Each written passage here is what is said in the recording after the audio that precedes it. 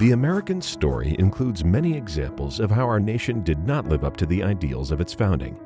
But the American story cannot be considered complete without including our continual struggle to be a more perfect nation. Throughout American history, brave leaders have brought the rights and liberties America was founded to protect to more and more people who were previously denied them. In each case, those leaders have appealed to the same principles of common humanity that inspired the creation of our nation. Our nation was born both with slavery and with abolitionism. The Society for the Relief of Free Negroes Unlawfully Held in Bondage, the first American abolitionist group, was founded in 1775. No less than Benjamin Franklin, one of America's founders, was elected the group's president. Franklin petitioned Congress to end slavery, writing, "Mankind are all formed by the same almighty being, alike objects of his care, and equally designed for the enjoyment of happiness. The duty of Congress was to secure the blessings of liberty to the people of the United States, and this should be done without distinction of color." Abolitionists, like formerly enslaved Frederick Douglass, argued, "There is no Negro problem. The problem is whether the American people have loyalty enough, honor enough, patriotism enough to live up to their own Constitution, and that in our nation there must be no black, no white, but one country, one citizenship, equal rights, and a common destiny for all." It would take decades from America's founding before the growing abolitionist movement could break the shackles of legal slavery. But that day would come. Abraham Lincoln argued, "Those who deny freedom to others deserve it not for themselves." And he worked tirelessly in the final weeks of his life to ensure the passage of the 13th Amendment, banning slavery in 1865. This was far from the end of legal discrimination in America, but that too would be defeated in time.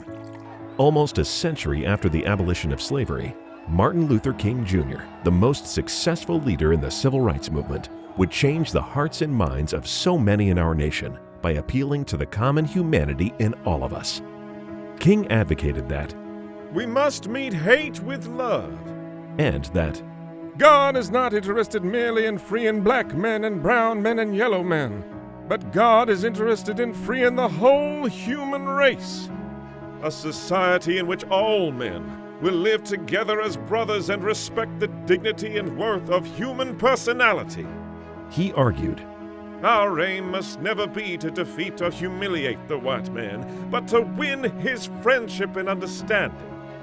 We must come to see that the end we seek is a society at peace with itself, a society that can live with its conscience. And that will be a day, not of the white man, not of the black man. That will be the day of man as man." King appealed to Thomas Jefferson's majestic words in the Declaration of Independence. "We hold these truths to be self-evident, that all men are created equal." In 1964, President Johnson signed the Civil Rights Act, which outlawed discrimination based on race, color, religion, sex, and national origin. And there were many other groups of people who overcame injustices too by appealing to our common humanity. There was a time when Native Americans weren't even considered people under U.S. law. The first time a Native American was permitted to appear in court and have his rights tried was in 1879. Civil rights leader Chief Standing Bear stood before a judge, held out his right hand, and told him, "That hand is not the color of yours, but if I prick it, the blood will flow, and I shall feel pain. The blood is the same color as yours. God made me, and I am a man." Chief Standing Bear's speech moved the judge to tears. A few days later, the judge ruled that a Native American was a person and entitled to protection under the law. To stand up to gain their right to vote, the first Women's Rights Convention, too, echoed the Declaration of Independence. We hold these truths to be self-evident, that all men and women are created equal, that they are endowed by their Creator with certain inalienable rights, that among these are life, liberty, and the pursuit of happiness. America's most famous advocate for women's suffrage, Susan B. Anthony, stated, "I beg you to speak of woman as a human being, as a citizen of the United States, as a half of the people in whose hands lies the destiny of this nation." On August 18, 1920, those efforts were rewarded when the 19th Amendment to the Constitution protected the right of women to vote. When Japanese Americans were forced into internment camps, falsely perceived as a threat during World War II, Fred Korematsu refused. He was arrested and fought his case all the way up to the Supreme Court. The court ruled against Korematsu, claiming the internment of Japanese Americans was legal. But Korematsu did not stop there. Korematsu believed that we are all Americans in this country, and continued to stand up so internment would never happen again to any American citizen of any race, creed, or color.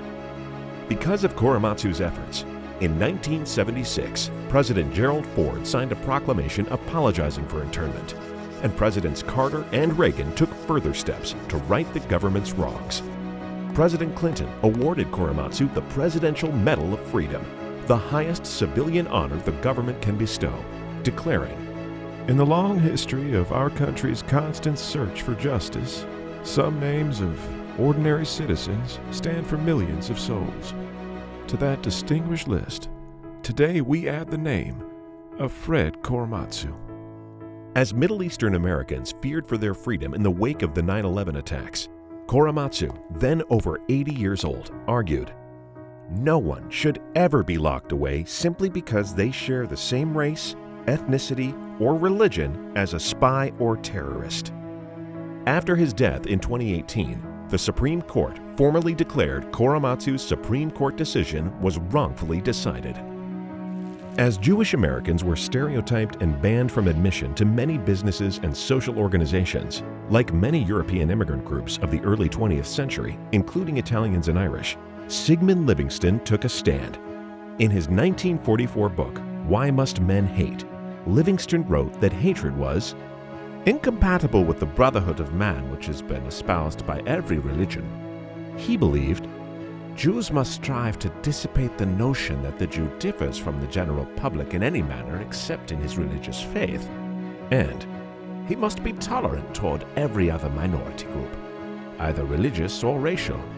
He must not permit his resentment against anti-Semitism to react against those who express anti-Semitic sentiments, but on the contrary, he must remember that many of these individuals are the victims of this fraud and not the creators of it. He can try to enlighten such individuals, and he must make great efforts to correct their attitudes. Livingston died just 2 years later, but his work helped open businesses, universities, and social organizations to American Jews. Franklin, Douglass, Lincoln, King, Standing Bear, Anthony, Korematsu, Livingston, and the countless other American heroes who gave voice to the message of common humanity and equal treatment under the law did not erase all of our nation's wrongs. America, like every nation in the world, remains and will always remain flawed. But these American heroes understood that leading through America's founding ideals could create a more perfect nation. And those same ideals provide today's Americans the tools to do so too. Learn more about the stories that define and unite us at fairstory.org.